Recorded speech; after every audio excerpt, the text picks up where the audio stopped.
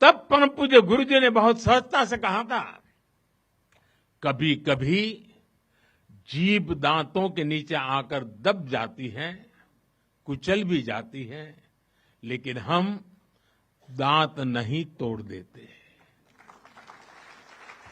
क्योंकि दांत भी हमारे हैं और जीभ भी हमारी है। आप कल्पना कर सकते हैं, जिन्हें जेल में इतनी यातनाएं दी गई, जिन पर भांति भांति के अत्याचार हुए, उसके बाद भी परम पूज्य गुरु जी के मन में कोई रोष नहीं था, कोई दुर्भावना नहीं थी। यही परम पूज्य गुरु जी का ऋषि तुल्य व्यक्तित्व था। उनकी यही वैचारिक स्पष्टता संघ के प्रत्येक स्वयंसेवक के जीवन के मार्गदर्शक बनी। इसी ने समाज के प्रति एकात्मता और आत्मीयता के संस्कारों को सशक्त किया। और इसलिए चाहे संघ पर प्रतिबंध लगे, चाहे षड्यंत्र हुए, झूठे मुकदमे हुए, संघ के स्वयंसेवकों ने कभी कटुता को स्थान नहीं दिया, क्योंकि वो जानते हैं हम समाज से अलग नहीं है। समाज हम सबसे ही तो बना है। जो अच्छा है वो भी हमारा है, जो कम अच्छा है वो भी हमारा है। साथियों, और दूसरी बात, जिसने कभी कटुता को जन्म नहीं दिया, वो है प्रत्येक स्वयंसेवक का लोकतंत्र और संवैधानिक संस्थाओं में अडिग विश्वास। जब देश पर इमरजेंसी थोपी गई, तो इसी एक विश्वास ने हर स्वयंसेवक को ताकत दी, उसे संघर्ष करने की क्षमता दी। इन्हीं दो मूल्यों, समाज के साथ एकात्मता और संवैधानिक संस्थाओं के प्रति आस्था ने संघ के स्वयंसेवकों को हर संकट में स्थित प्रज्ञ बना के रखा, समाज के प्रति संवेदनशील बनाए रखा। इसलिए समाज के अनेक थपेड़े झेलते हुए भी संघ आज तक विराट वट वृक्ष की तरह अडिग खड़ा है। देश और समाज की सेवा में निरंतर कार्य कर रहा है। अभी यहां हमारे एक स्वयंसेवक ने इतनी सुंदर प्रस्तुति दी, शून्य से एक शतक बने, शून्य से एक शतक बने, अंक की मन भावना, भारती की जय विजय हो, ले हृदय में प्रेरणा, कर रहे हम साधना, मातृभू आराधना। और उस गीत का संदेश था, हमने देश को ही देव माना है और हमने देह को ही दीप बना करके जलने का सीखा है। वाकई यह अद्भुत था। साथियों, प्रारंभ से संघ राष्ट्रभक्ति और सेवा का पर्याय रहा है। जब विभाजन की पीड़ा ने लाखों परिवारों को बेघर कर दिया, तब स्वयंसेवकों ने शरणार्थियों की सेवा की।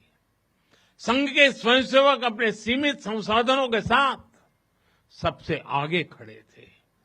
यह केवल राहत नहीं था, यह राष्ट्र की आत्मा को संबल देने का कार्य था। साथियों, 1956 में 1956 में गुजरात के कच्छ के अंजार में बहुत बड़ा भूकंप आया था। तबाही इतनी बड़ी थी, चारों ओर विनाश का दृश्य था। उस समय भी संघ के स्वयंसेवक राहत और बचाव में जुटे थे। तब परम पूज्य गुरु जी ने गुजरात के वरिष्ठ संघ के प्रचारक वकील साहब को, जो समय गुजरात का कार्य संभालते थे, उन्हें एक पत्र लिखा था। उन्होंने लिखा था, किसी दूसरे के दुख को दूर करने के लिए निस्वार्थ भाव से खुद कष्ट उठाना एक श्रेष्ठ हृदय का परिचायक है। साथियों, खुद कष्ट उठाकर दूसरों के दुख हरना, ये हर स्वयंसेवक की पहचान है। याद करिए 1962 के युद्ध का वो समय, संघ के स्वयंसेवकों ने दिन रात खड़े रहकर सेना की मदद की, उनका हौसला बढ़ाया, सीमा पर बसे गांवों में मदद पहुंचाई। 1971 में लाखों शरणार्थी पूर्वी पाकिस्तान से भारत की धरती पर आए। उनके पास न घर था न साधन।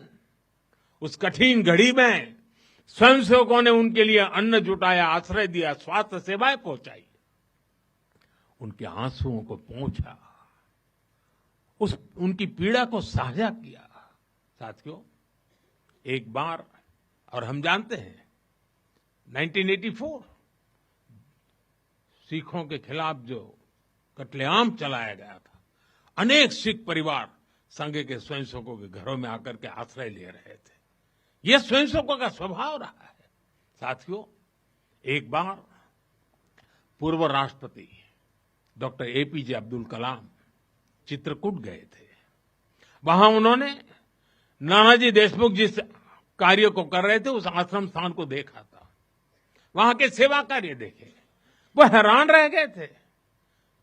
उसी प्रकार से पूर्व राष्ट्रपति प्रणब मुखर्जी भी जब नागपुर गए तो वो भी संघ के अनुशासन, संघ की सादगी, उसको देखकर बहुत प्रभावित हुए थे। साथियों, आज भी आप देखें, पंजाब की बाढ़, हिमाचल उत्तराखंड की आपदा, केरल के वायनाड की त्रासदी, हर जगह स्वयंसेवक सबसे पहले पहुंचने वालों में से एक रहते हैं।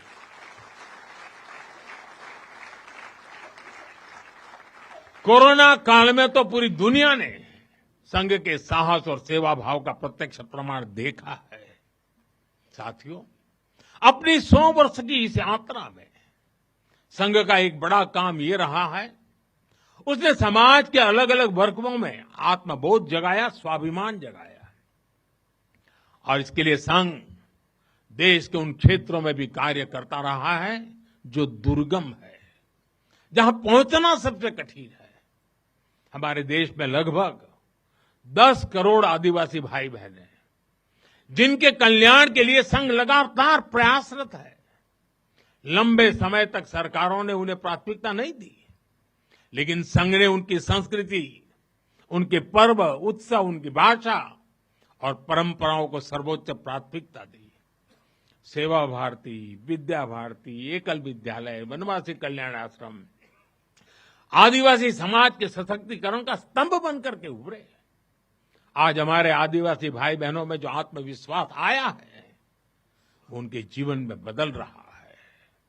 साथियों, संघ दशकों से आदिवासी परंपराओं, आदिवासी रीति रिवाजों, आदिवासी मूल्यों को सहजने संवारने में अपना सहयोग देता रहा है, अपना कर्तव्य निभा रहा है।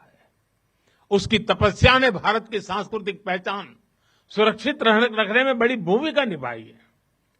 मैं देश के दूर सुदूर कोने कोने में आदिवासियों का जीवन आसान बनाने में लगे संघ के लाखों स्वयंसेवकों की भी सराहना करूंगा। साथियों, समाज में सदियों से घर कर चुकी जो बीमारियां हैं, जो ऊंच नीच की भावना है, जो कुप्रथाएं हैं, छुआछूत जैसी गंदगी भरी पड़ी है, ये हिंदू समाज की बहुत बड़ी चुनौती रही है। एक ऐसी गंभीर चिंता है जिस पर संघ लगातार काम करता रहा है। एक बार महात्मा गांधी जी वर्धा में संघ के शिविर में गए थे। उन्होंने भी संघ में समता, ममता, समरसता, समभाव, मम भाव, ये जो कुछ भी देखा उसकी खुलकर तारीफ की थी। और आप देखिए, डॉक्टर साहब से लेकर आज तक संघ की हर महान विभूति ने, हर सरसंघ चालक ने भेदभाव और छुआछूत के खिलाफ लड़ाई लड़ी है। परम पूज्य गुरु जी ने निरंतर न हिंदू पतितो भवेत की भावना को आगे बढ़ाया। यानी हर हिंदू एक ही परिवार है। कोई भी हिंदू कभी पतित या नीचा नहीं हो सकता। पूज्य बाला साहब देवव्रत जी के शब्द भी हम सबको याद है। वो कहते थे, छुआछूत अगर पाप नहीं, छुआछूत अगर पाप नहीं तो दुनिया में कोई पाप नहीं है। सरसंघ चालक रहते हुए पूज्य रज्जू भैया जी और पूज्य सुदर्शन जी ने भी इसी भावना को आगे बढ़ाया। वर्तमान सरसंघ चालक आदरणीय मोहन भागवत जी ने भी समरसता के लिए समाज के सामने स्पष्ट लक्ष्य रखा है और गांव-गांव तक इस बात की ज्योत जगाई है। क्या है वो? उन्होंने कहा, एक कुआं, एक मंदिर और एक श्मशान। इसे लेकर संघ देश के कोने कोने में गया है।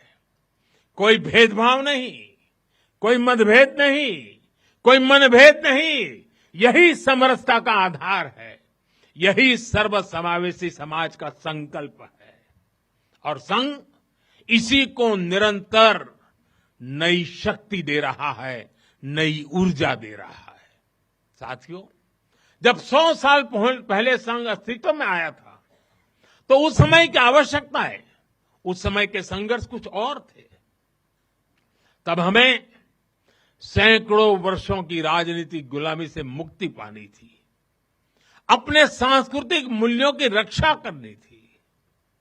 लेकिन आज 100 वर्ष बाद जब भारत विकसित होने की तरफ बढ़ रहा है, जब भारत दुनिया की तीसरी सबसे बड़ी इकोनॉमी बनने जा रहा है,